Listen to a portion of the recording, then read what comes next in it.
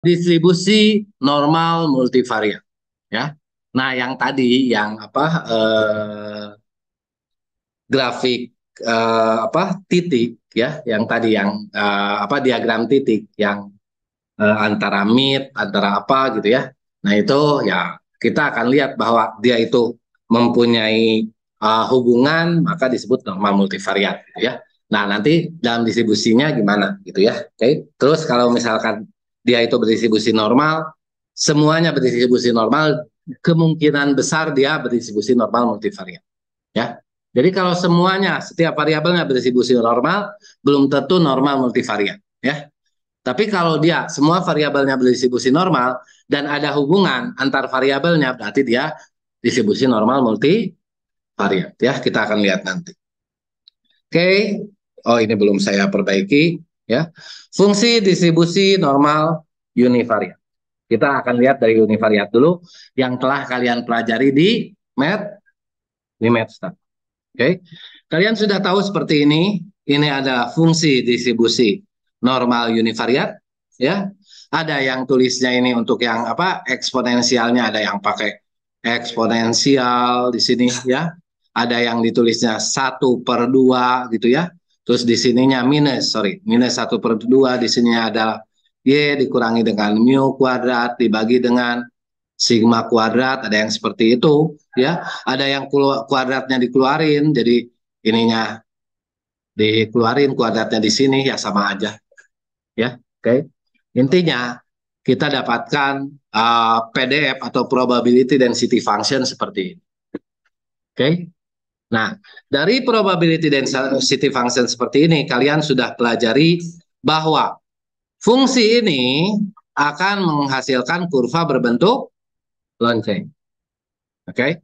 Nah, dengan ciri-cirinya sebagai berikut. Simetris terhadap rata-ratanya. Jadi kalau misalkan kita mempunyai kurva berbentuk lonceng seperti ini, dan di sini adalah titik tengahnya, titik tengah ini adalah rata-ratanya, atau kita biasa lambangkan dengan mu. Ya. Jadi simetris terhadap titik tengah. Oke. Simetris terhadap rata-ratanya. Min, median, modus berada pada titik yang sama, gitu kan? Minnya berarti rata-ratanya kan? Rata-ratanya ada di tengah. Median itu titik yang nilai yang ada di tengah kan? Dia ada di tengah juga. Modus itu adalah titik puncaknya kan? Titik puncaknya ada di mana?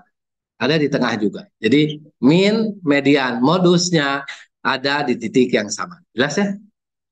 Oke. Nah, terus di sini peluang untuk sigmanya 1, jadi antara mu dikurangi dengan sigma dan mu ditambah dengan sigma. Jadi kalau misalkan di sini adalah sigma-nya minus sigma, yang di sini adalah plus sigma, ya, maka luasan daerah ini adalah 0,683. Oke, kalian sudah pelajari di Mathstat ya. Untuk Z-nya 1 ya. Z-nya 1 di sini dan Z1 di sini. Nanti luasannya adalah 0,683. Oke, ngerti? Oke, ya. Nah, sekarang kalau dua sigma ada kemungkinan di sini dan di sini, ya. Oke, ini adalah dua kalinya ke sini. Jadi kalau ini sekali gitu ya, kalau ini ya dua kali ya. Oke, di sini minus 2 sigma dan di sini adalah 2 sigma. Jadi daerah yang diarsir ini ya, dari minus 2 sigma sampai dengan sigma 2 sigma adalah 0,95. Oke. Kalau nggak percaya, kalian lihat lagi tabelnya, ya, tabel Z, ya, yang mana untuk Z-nya minus 2 dan untuk Z-nya berapa? Di sini Z sama dengan 2. Oke. Z di antara minus 2 dan 2 itu adalah 0,95. Ya? Kalian sudah pelajari kan di Mathstat kan? Udah belajar belum? Udah kan? Bagaimana menghitung peluang berdasarkan luasan di bawah kurva kan? Ya, oke. Kok nggak pede sih kelihatan? Udah pernah belajar? Udah ya, oke. Kalau nggak belajar nanti saya komplain ke Pak Yusef ya. Kalian sama Pak Yusef bukan? Iya. Ya. Pastilah Pak Yusef ngajarin masa nggak. Ya. Oke. Nah sekarang selanjutnya fungsi densitas normal multivariat. Ya. Kalau tadi normalnya univariat kan? Oke.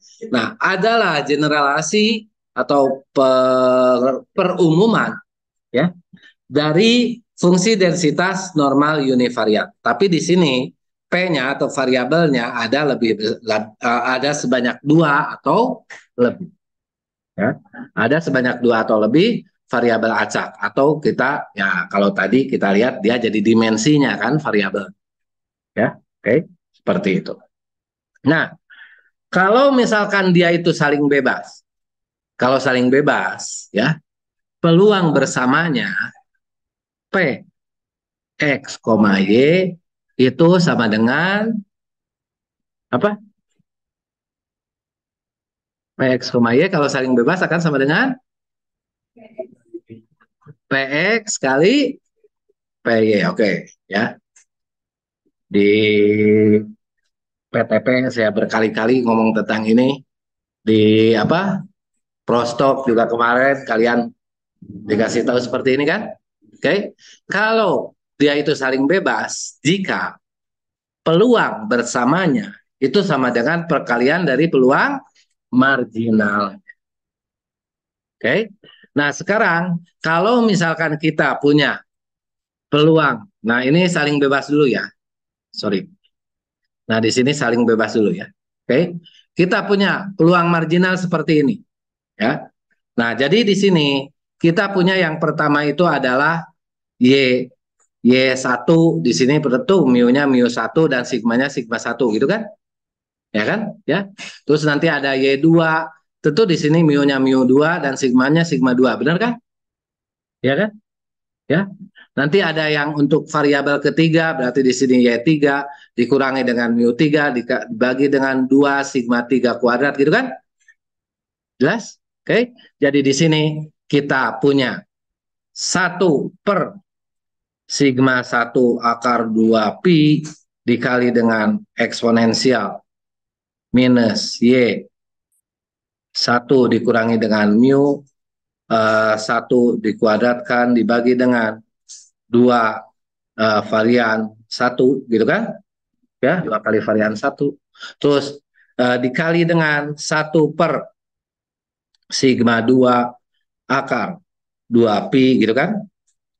Eksponensial minus Y2 dikurangi dengan mu2 kuadrat dibagi dengan 2 sigma 2 kuadrat gitu kan? Dan seterusnya dikali dengan nanti kalau ada sebanyak P, jadi pengalinya itu sebanyak P juga. Jelas? Oke. Kalau 3 berarti 3. Kalau 2 ya seperti ini. Oke. Dari sini kita lihat bahwa yang ini dulu dikali yang ini. Oke. 1/sigma 1 dikali dengan akar. Oke. Berarti yang ininya kehitung 2 kali kalau ada 2 kan? Akar 2 pi-nya kita hitung 2 kali. Kalau dikalikannya 2 kali. Benar nggak? Ya. Kalau ada P berarti akar 2 pi-nya akan sebanyak P. Berarti di sini ya dia itu akar 2 pi-nya pangkat P. Jelas? Ya. Kalau akar 2 pi-nya ada 1 berarti 1 ya. Kan univariat 1 ya. Oke. Kalau ada 2 berarti di sini akar 2 pi pangkat 2 gitu kan? Ada 3 akar 2 pi pangkat 3 gitu kan? Ya. Karena ada sebanyak P jadi akar 2 pi-nya sebanyak P. Oke. Nah, terus sekarang kalau 1 mah dikali berapa kali pun 1 aja tetap kan? Oke. Nah, sekarang ada sigma 1, sigma 2 berarti itu sigma 1 kali sigma 2 kali sigma 3 gitu kan? Ya. Oke. Jadi di sini sigma 1 kali sigma 2 dan seterusnya sampai sigma P. Jelas? Oke. Itu untuk yang depannya aja. Sekarang yang eksponensialnya. Ingat, kalau misalkan kita punya ya eksponensial pangkat ini dengan eksponensial pangkat ini, maka pangkatnya akan menjadi tam. Kalau kita punya eksponensial pangkat 3 dikali dengan eksponensial pangkat 2 itu akan sama dengan eksponensial pangkat 5. Jelas ya? 3 tambah 2. Oke. Berarti yang ini pun jadi tambah ya. Oke, jadi tambah nih eksponensialnya. Karena jadi tambah, di sini jadi sigma. Oke, minus setengahnya. Minus setengahnya yang ini minus, berarti di sini sebenarnya ada satu ya. Oke, minus 1/2-nya kalau misalkan kita punya sigma C, misalkan X di sini, ya, X, X di sini, kok X gitu, X ya, jadi di sini akan sama dengan sigma X di sini adalah C-nya bisa ke depan, gitu kan, ya kan, ya, oke, jadi, nah gitulah, ya, oke, X-nya tetap di depan karena di sininya adalah untuk X, kemudian berapa gitu kan, ya, konstantanya bisa dikedepankan, gitu kan, ya, kalau misalkan kita punya C di sini adalah satu tambah satu tambah C di sini adalah 1 tambah 2 tambah 3 gitu kan, itu akan sama dengan C kali 1 tambah C kali 2 tambah C kali 3 gitu kan, ya, jadi si C-nya bisa dikedepanin, sepakat, sepakat ya, oke, nah jadi si C-nya bisa kedepanin, berarti di sini si apa 1 per minus 1/2-nya kita kedepanin ya, oke, karena itu konstanta, ya, oke, karena di sini adalah ini bisa minus 1/2 kali ini, nah yang ini, kan kita bisa tulis seperti ini kan, ya, jadi minus 1/2-nya kita keluarin ya, ke depan sigma, oke, kita punya ini minus 1/2-nya ke depan sigma, yang ini adalah jumlah, ya kan, jumlah dari YI dikurangi dengan mu I dibagi dengan sigma I kuadrat, ya. Nah, kita dari sini pakai yang ini supaya lebih mudah ya. Jadi di sini pakai sigma, yang ini bisa kedepanin, di sini sigma ininya YI mu I, di sini sigma I dikuadratkan. Jelas? Oke, ya. Jadi kita bisa dapatkan seperti ini kalau dia saling bebas. Oke. Nah, bentuk kalau yang ini, kalau yang di depan ini adalah nanti bentuknya adalah suatu nilai koefisien, bukan variabel acak. Jelas? Oke. Nanti kan sigma satunya berapa, sigma 2, sigma P-nya berapa gitu kan ya. Oke. Yang representasi distribusi adalah yang di sini. Yang ini menjadi representasi distribusi. Jelas? Oke. Nah, di sini jadi kalau ini menjadi representasi distribusi, maka yang ininya ya di mana-mana juga kalau distribusinya normal, ketika YI-nya yang distribusi normal gitu kan, ya, YI dikurangi mu-nya masih berdistribusi normal, YI dikurangi mu dibagi dengan sigmanya itu masih berdistribusi normal gitu kan, ya, oke, jadi yang berdistribusi normal itu ya adanya di sini gitu, ya.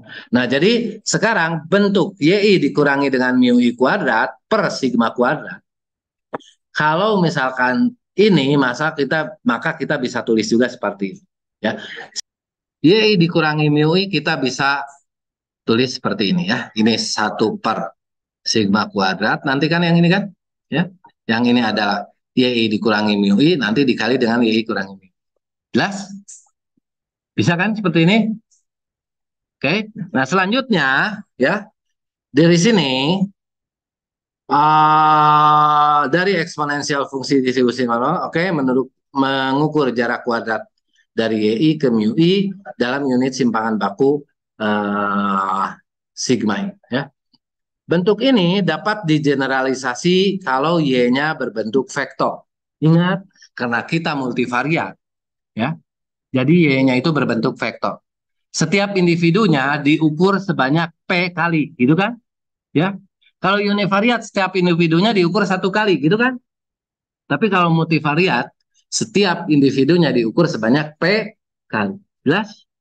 Ya. Jadi kalau setiap individunya diukur sebanyak P kali, setiap individunya merupakan vektor.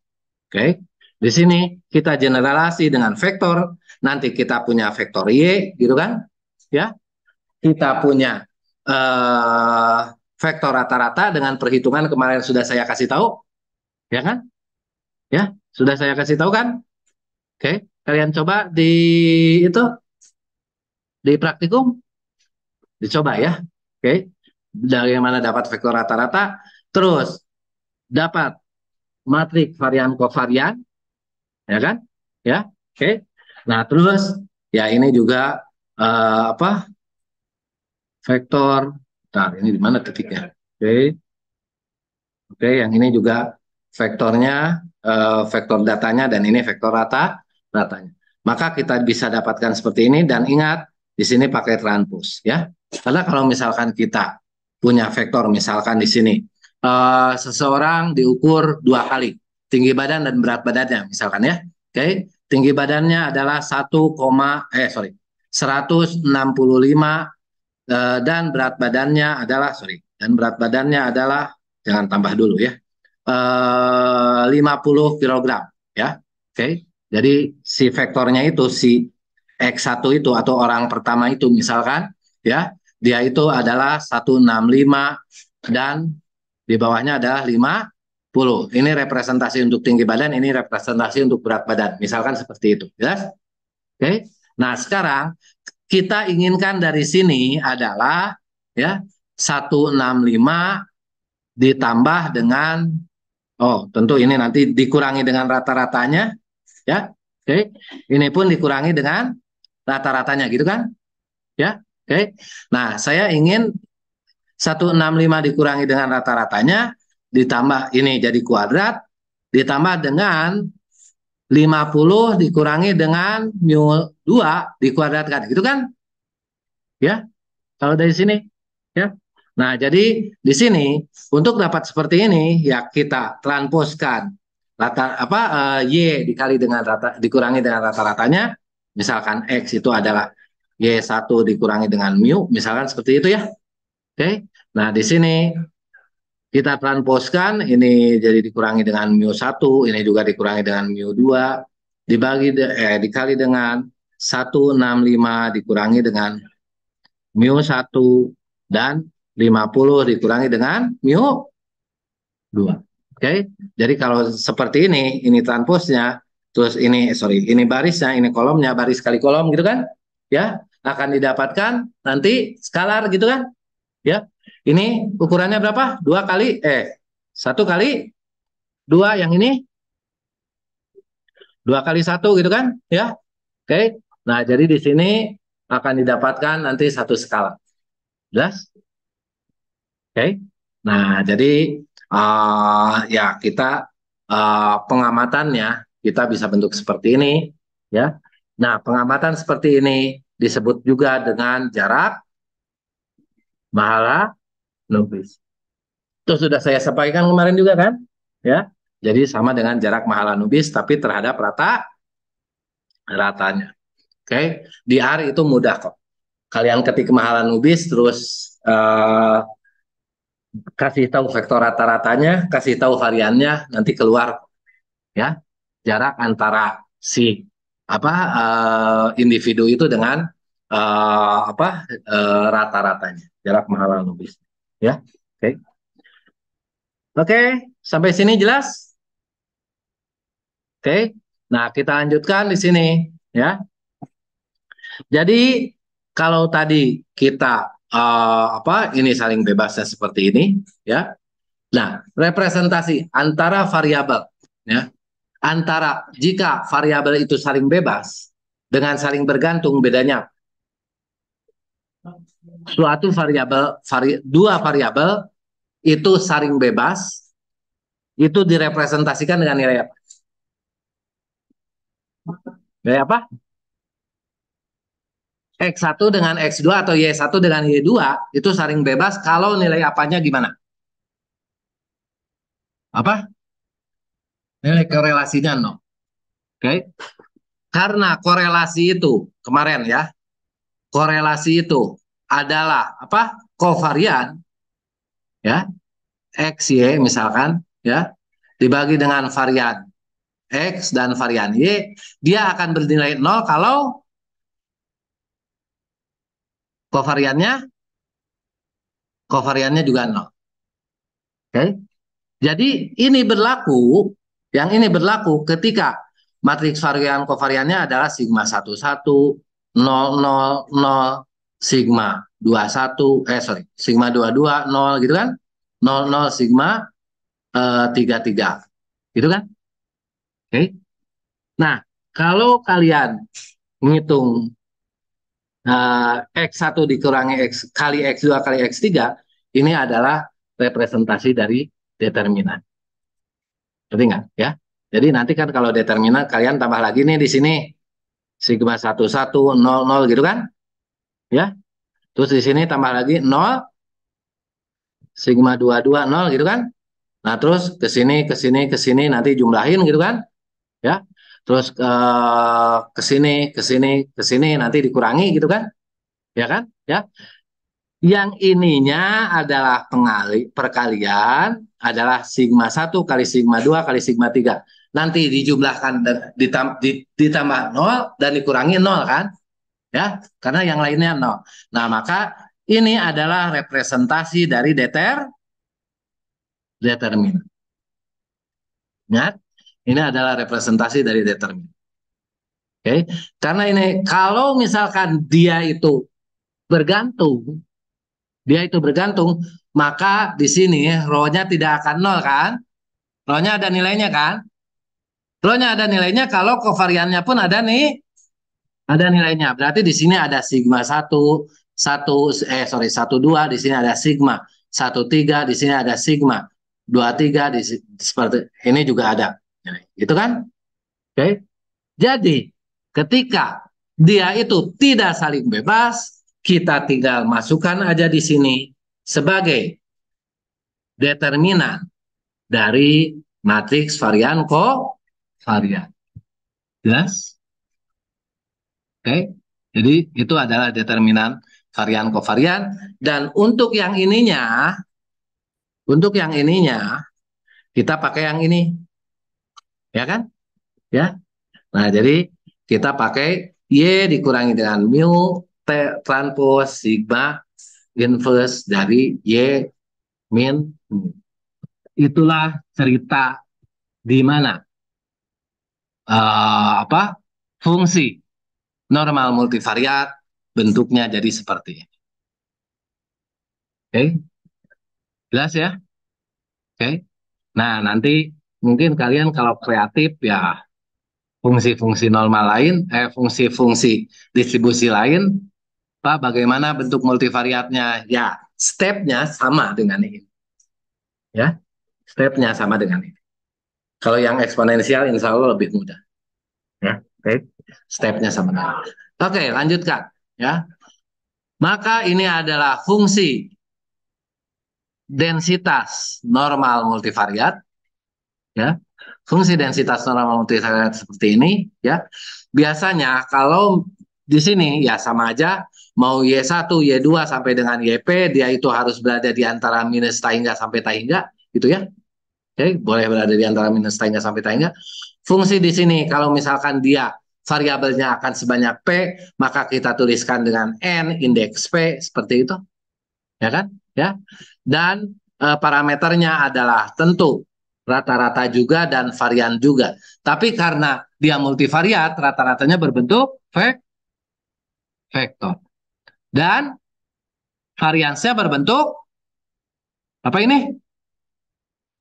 Matriks. Ya, oke. Jadi dia itu ya normal, N-nya itu representasi dari normal, P itu representasi dari berapa banyak variabelnya, ya, oke. Nah, penulisannya di sini adalah vektor rata-rata dan ini adalah matriks varian kovarian atau matriks kovarian, ya, oke. Nah, eksponen dari ini ya ini nanti akan membentuk apa elips ya akan membentuk elips ya dalam ruang berdimensi P gitu ya. Oke. Jika nilai ini kita jadikan sebagai C kuadrat, nanti bentuk elipsnya akan jadi C elips dengan absis. Absis itu kalau kita punya elips seperti ini ya, di sini ada titiknya. Tentu ada kalau misalkan lingkaran ya, kalau di sini ada titiknya, kita patokannya apa? Dari sini ke sini kan, jari. Tapi kalau elips ya, ini elipsnya kurang bagus ya. Misalkan seperti ini ya. Ya sama-sama aja nggak bagus ya. Anggap aja elips yang bagus ya. Nah, jadi ada dua hal ya yang menjadi patokannya, yaitu ini dan ini, gitu kan? Ya, oke. Nah ini ya kita sebut dengan absis pertama, nanti adalah ini, nilai ini ya dikali dengan ini adalah nilai eigen. Nilai eigen dari apa? Dari sigma. Oke. Nilai eigen kalian udah pernah udah belajar kan? Ya, oke. Ini adalah nilai eigen dari sigma dan ini adalah vektor eigen. Udah pelajari juga kan? Ya. Jadi nanti si absisnya ini adalah nilai eigen C. C itu adalah akar dari ini ya, akar dari ini ya. Nanti dikali dengan akar dari nilai eigennya ya, dikali dengan nanti vektor eigennya. Ingat yang diakarkan hanya nilai eigennya aja ya. Oke. Nah, nanti Anda bisa cari nilai eigennya dari sigma ya, dari sigma. Oke, dari sigma. Cari nilai eigennya, cari vektor eigennya ya. Nah, nanti nilai eigen pertama dan vektor eigen pertama itu adalah representasi untuk ini ya, yang paling panjang, absis pertama ya. Nilai eigen kedua dan vektor eigen kedua itu untuk absis kedua gitu ya. Oke. Kalau kita lihat seperti ini ya, oke. Nah, nanti kalau misalkan X sama Y-nya tidak saling bergantung ya, atau sorry, Y1 atau X1 dengan X1 dengan X2-nya nanti tidak saling bergantung ya atau saling bebas ya. Oke. Dia akan bentuknya seperti ini, simetris. Jadi dia nggak akan membentuk apa ini teh? Elips ya, tapi akan berbentuk lingkaran ya. Tapi yang elips yang saya maksud tadi adalah seperti ini. Di sini ini adalah untuk absis pertamanya dan ini adalah absis keduanya. Oke. Nah, kalau misalkan kita punya dua variabel, dua distribusi normal, ya, dua distribusi normal. Maka di sini adalah yang ini untuk X1-nya ya. Untuk yang X1-nya juga berdistribusi normal seperti itu, ya kan? Ya, X2-nya pun akan berdistribusi normal. Oke, seperti itu. Nah, tapi kalau misalkan dia mempunyai varians dan rata-rata yang sama, maka bentuknya akan seperti ini, ya kan? Ya. Kalau bentuknya lingkaran seperti ini, maka kita anggap bahwa di sini kalau X1-nya naik, apakah X2-nya ikut naik atau turun? X1-nya naik, apakah X2-nya juga naik atau turun? Enggak kan? Ya. Oke. X1-nya naik tetap aja gitu. X2 yang ini X2 aja naik, X1-nya tetap aja gitu kan? Ya. Maka di sini apakah ada hubungan antara X1 dengan X2? Kalau seperti ini tidak ada. Berarti ini semuanya berdistribusi normal tapi bukan normal multivariat. Ngerti kan? Ya. Makanya normal semuanya berdistribusi normal belum tentu dia normal multivariat. Tapi kalau dia normal multivariat dapat dipastikan bahwa setiap individunya berdistribusi normal. Oke. Nah, oke, berarti ini bukan normal multivariat ya, walaupun setiap individunya berdistribusi normal. Oke, kita bisa misalkan yang ininya ya lebih ramping daripada yang ini. Yang ini lebih gemuk, misalkan seperti itu ya. Nanti bentuknya akan seperti ini. Bentuknya elips, tapi seperti ini. Apakah setiap X1 naik membuat X2-nya jadi naik juga? Tidak. Kalau misalkan bentuk elipsa seperti ini, maka dia pun bukan distribusi normal multi. Ngerti kan? Ya, oke. Nah, sekarang kalau misalkan seperti ini, dia juga bukan normal multivariat. Yang normal multivariat adalah bentuknya seperti ini, karena ada hubungannya kan? Ya, atau seperti ini. Oke, ada hubungan. Oke. tadi pas kalian mempelajari atau melihat diagram titik, kan kalian lihat sebaran titiknya kan? Ya. Ketika tadi bread dengan meat itu sebaran titiknya itu relatif menyebar di mana-mana kan? Gitu kan? Walaupun mereka itu berdistribusi normal dua-duanya, tapi itu bukan normal multivariat. Karena dia menyebar. Ngerti kan maksudnya kan? Jadi seperti inilah kalau menyebar. Oke. Nah, tadi Anda lihat kalau misalkan datanya si apa? Si vegetable ya, si apa? Sayur dengan meat, tadi kan datanya seperti ini kan? Sebarannya seperti ini kan? Ya, oke. Naik seperti ini. Gitu kan? Ya. Nah, terus kalau distribusinya normal berarti dia dimungkinkan dia itu berdistribusi normal multi varian. Tapi sayang tadi distribusinya nggak normal kan? Karena nggak simetris ya. Kalau distribusinya normal, terus dia itu sebarannya seperti ini, itu adalah normal multivarian. Jelas? Ya, seperti itu. Oke. Nah, jadi ya walaupun representasinya box diagram ya atau dia itu representasinya itu adalah titik ya ya apa itu bisa memandu kita apakah itu berdistribusi normal atau tidak. Jelas ya? Oke. Ada pertanyaan dari sini sampai sini? Tidak ada? Oke ya. Sebelum ke sifat-sifat, jam berapa sekarang?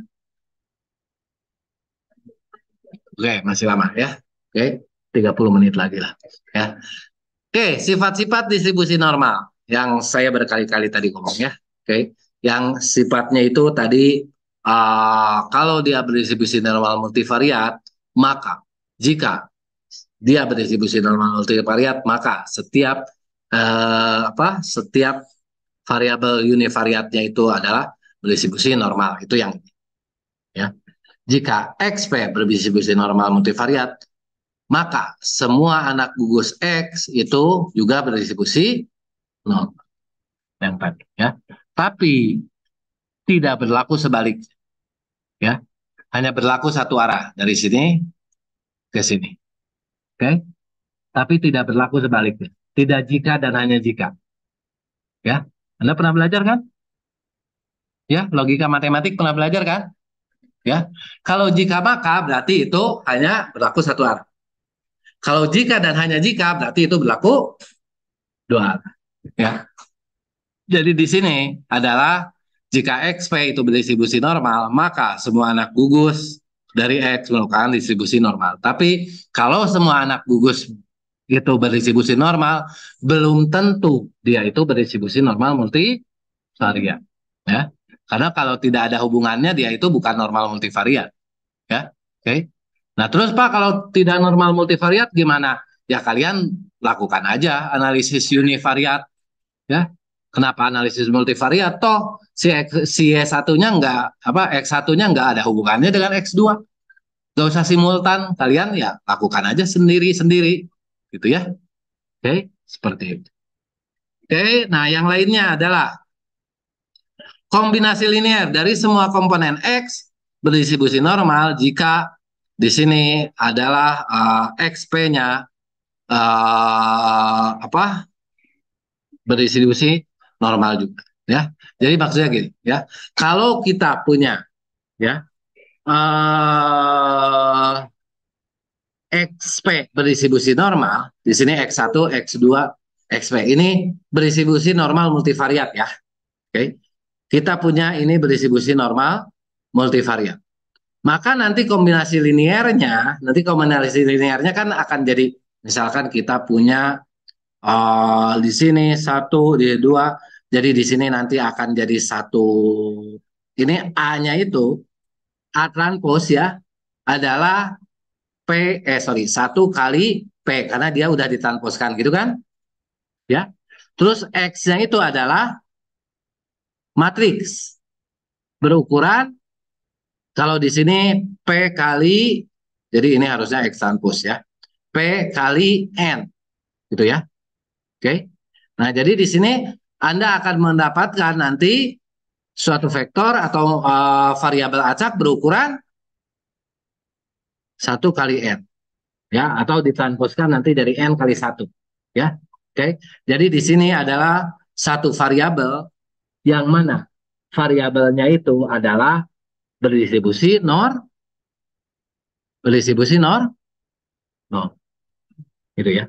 Jadi kalau Anda punya kombinasi linear yang berdistribusi normal multivariat, ya, nanti akan dikalikan dengan suatu vektor, ya, dan akan membentuk suatu variabel baru, ya, satu jenis variabel baru, maka si variabel baru itu dipastikan berdistribusi normal,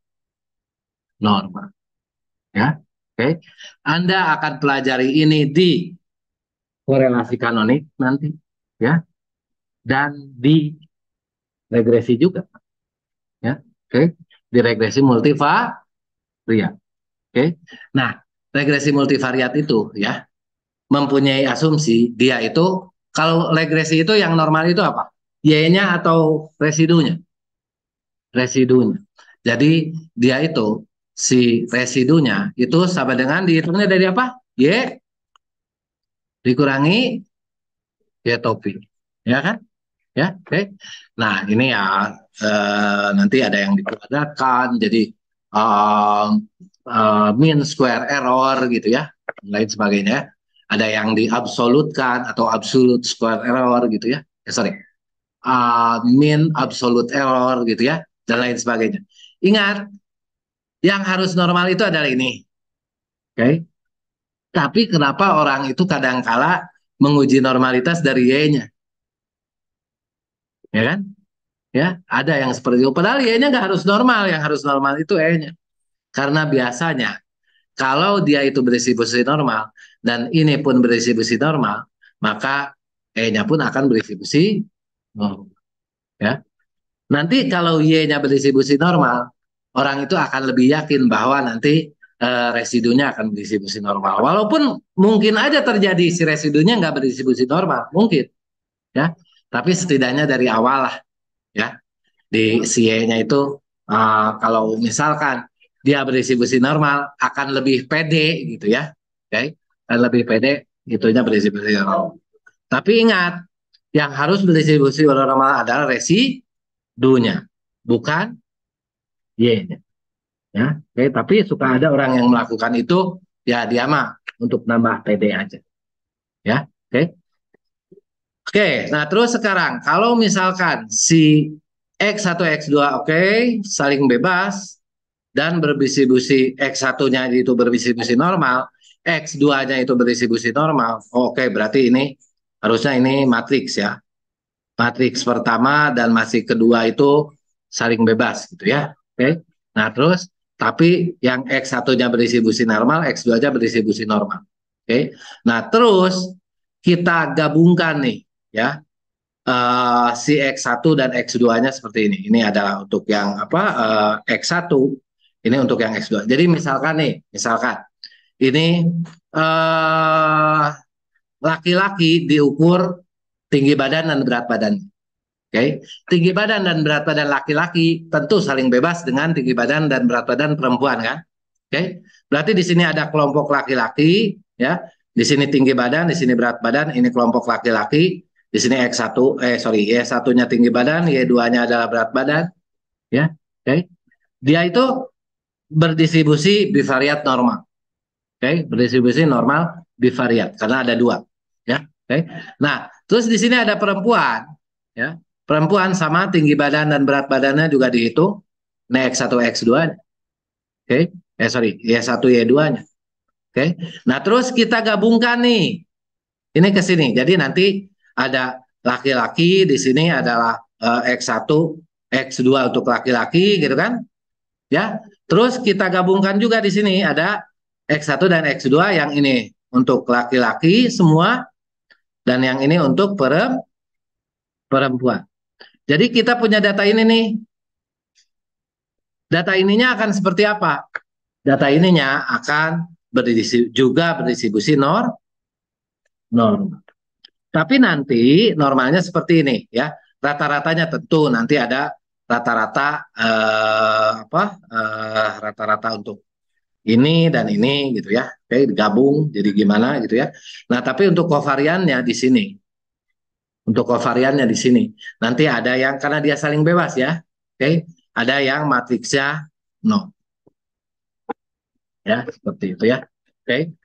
Eh tar ini mah beda ya. Oh, ini mah bukan ya. Sorry, sorry ya. Nah, jadi di sini ada empatnya ke kanan justru ya. Empatnya ke kanan. Jadi kalau kalau seperti ini nanti akan normal multivariat juga ya. Oke, kalau seperti ada yang akan normal multivariat. Nah, kalau ini ke kanan ya. Jadi di sini punya X1, di sini punya X2. Nah, untuk yang perempuannya di sini X3 dan X4. Jadi ceritanya seperti ini ya. Karena ini ditransposkan, jadi nanti di sini adalah seperti ini. Gitu kan? Ya.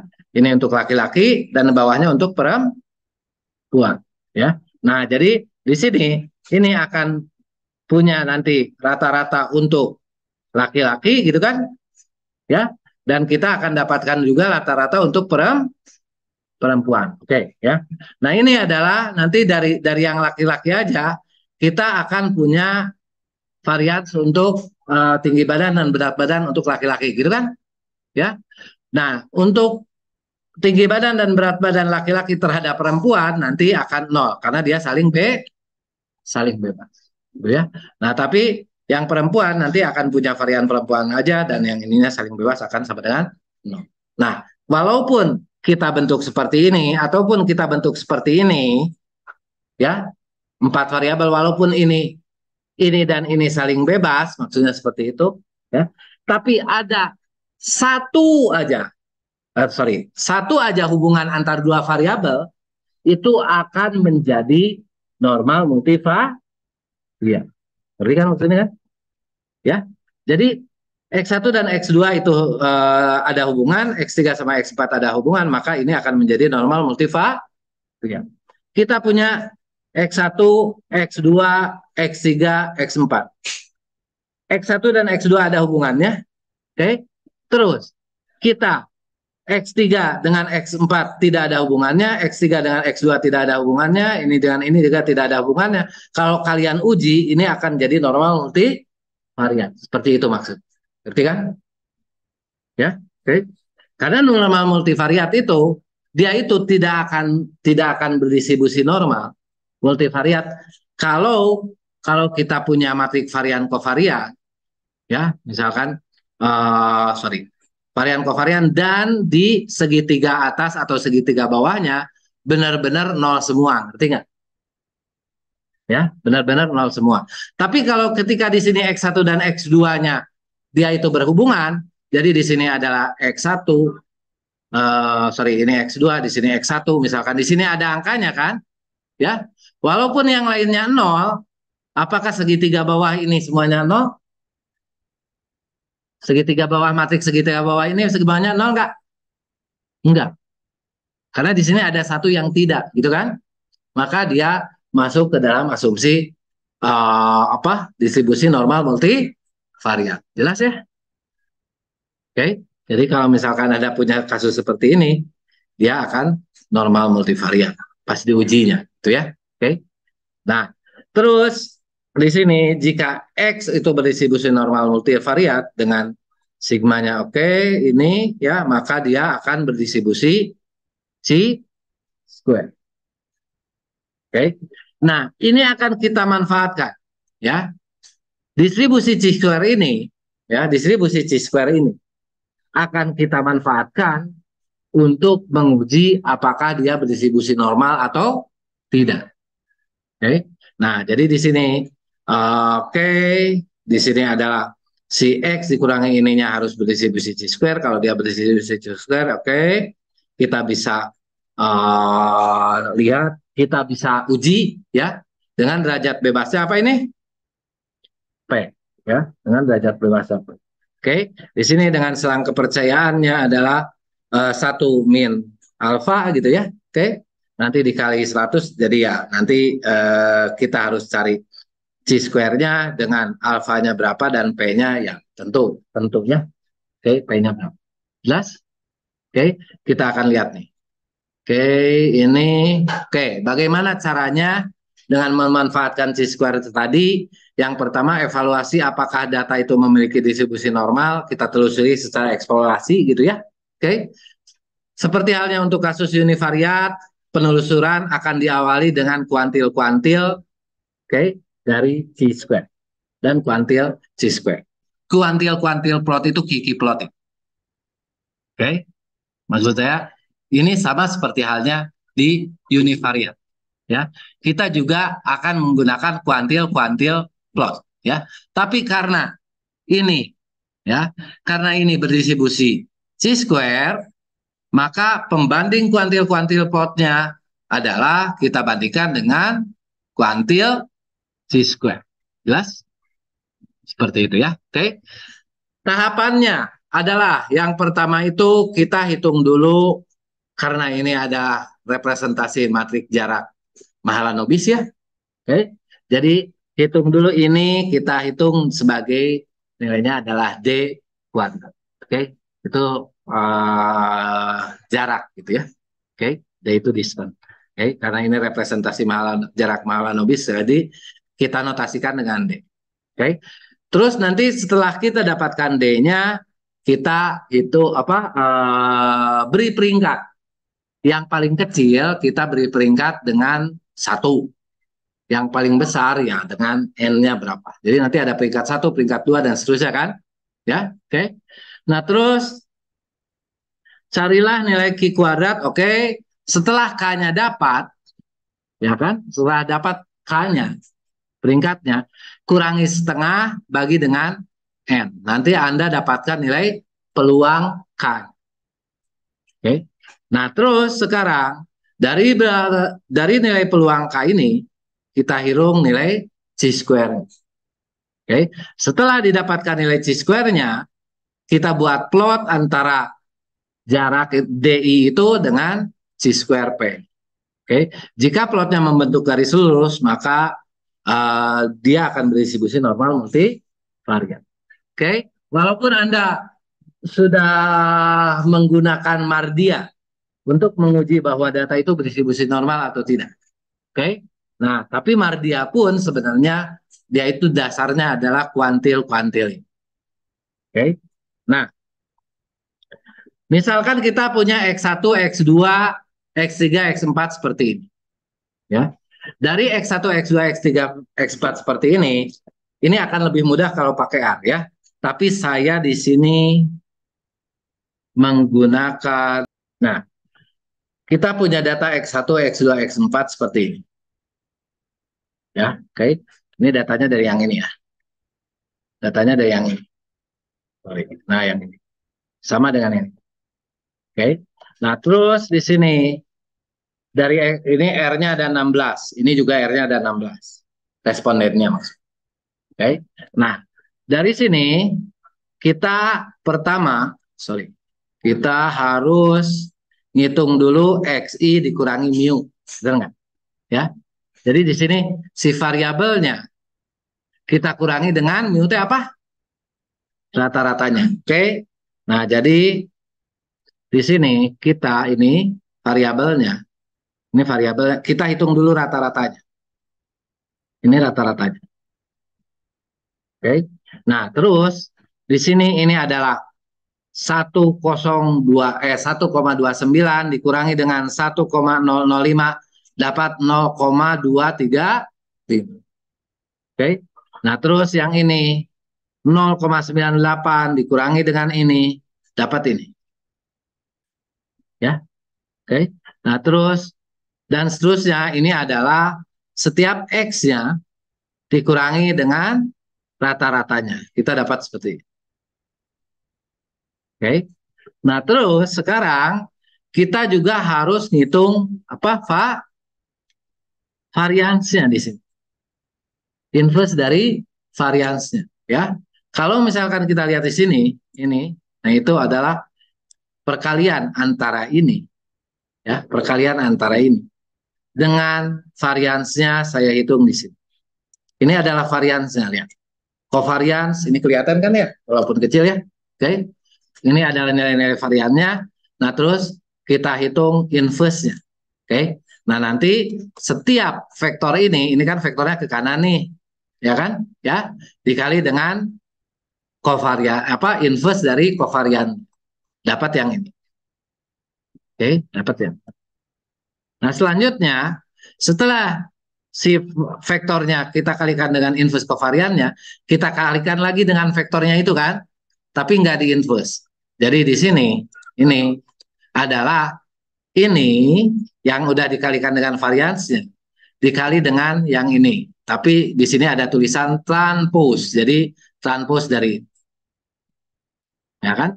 Ya, dari transpose. Jadi yang asalnya dia itu eh, 1 kali 4 ditransposkan jadi 4 kali 1. Karena ini udah transpose ya, ditranspos balik aja. Oke, dapatkan kita dapatkan D-nya seperti ini. Oke, nah kita dapatkan D untuk 1, saya tarik ke sini. Jadi kita dapatkan D masing-masing. Ya, baik. Terus diotomatisasi di sini dengan menggunakan rank equation, ya. Jadi di sini kita mana urutan satu, urutan satunya adalah untuk responden ke-15, dia yang nilainya terkecil, ya kan? R-nya, ya. Terus responden yang nilainya terbesar adalah mana yang ke-16, adalah yang ini responden ke-3. Oke. Dan ini urutan ini adalah K-nya. Oke, urutan ini kita dapatkan K, ranking dari nilai DJ. Dari K-nya kita hitung peluangnya, ya. Hitung peluangnya dengan cara ini dikurangi setengah tadi kan ya, dikurangi 0,5 terus dibagi dengan N-nya, ya kan? Ya, dibagi dengan banyaknya data ada berapa? 16. Jadi dibagi 16. Jadi didapatkan seperti ini 0,9 dan seterusnya. Oke. Jadi di sini kalau dia nilainya kecil DIJ-nya, jadi peluangnya pun kecil lah. Ya, oke. Tapi kan kalau peluang nggak boleh nilainya 11, benar nggak? Ya kan?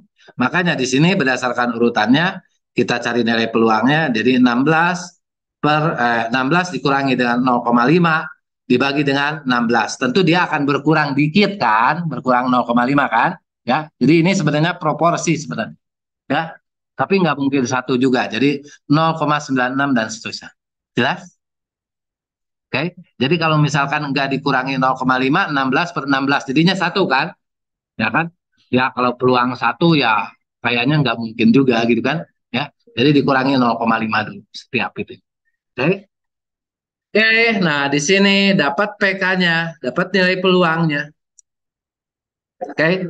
Setelah dapat nilai peluangnya, kita hitung apa C square-nya. Ini saya mindahin aja yang asalnya dari sini ke sini ya. Oke, supaya nanti penggambarannya gak sulit. Oke, di sini kalau misalkan dia itu nilai peluangnya adalah 0,906 dengan alfanya adalah mana ini 0,0906, oke ya di sini dan P-nya ada berapa? Jadi alfanya enggak alfa. Ini justru yang kita ketahui adalah nilai peluangnya. Oke. Kalau nilai peluangnya adalah 0,906 dan derajat bebasnya tadi sebesar P. Jadi derajat bebasnya berapa? P, P. P-nya ada berapa di sini? 4. Jadi derajat bebasnya 4. Jadi di sini kita cari C square dari data ini ya kan? Ya. Oke. Nah, terus di sininya untuk 4 ya, 4 derajat bebas itu nilai C square-nya adalah 7,9. Dan seterusnya bahkan ini nilai C square-nya adalah 0,5 untuk apa? Untuk nilai peluang 0,03125. Oke. Nah, setelah kita dapatkan C square-nya, kita plot antara DI sama C square ini kan, ya. Maka plotnya akan dapat seperti ini. Oke. Di sini jadi kalau saya pakai Excel, kalian harusnya pede. Pakai Excel aja bisa, apalagi pakai A. Oke, seperti itu ya. Oke. Nah, jadi di sini ini dapat apa? DI-nya kita akan plot ini adalah C square. Nanti kita akan plot nilai ini sama nilai ini. Oke. Dan hasil plotnya adalah seperti ini. Ini DI-nya, ini C square. Di sini apakah apa nilai itunya apa scatter plotnya QQ plotnya membentuk garis lurus, ya kan? Membentuk garis lurus. Maka di sini kita bisa simpulkan bahwa dia itu berdistribusi normal. Ngerti kan maksudnya kan? Seperti itu. Ya, oke.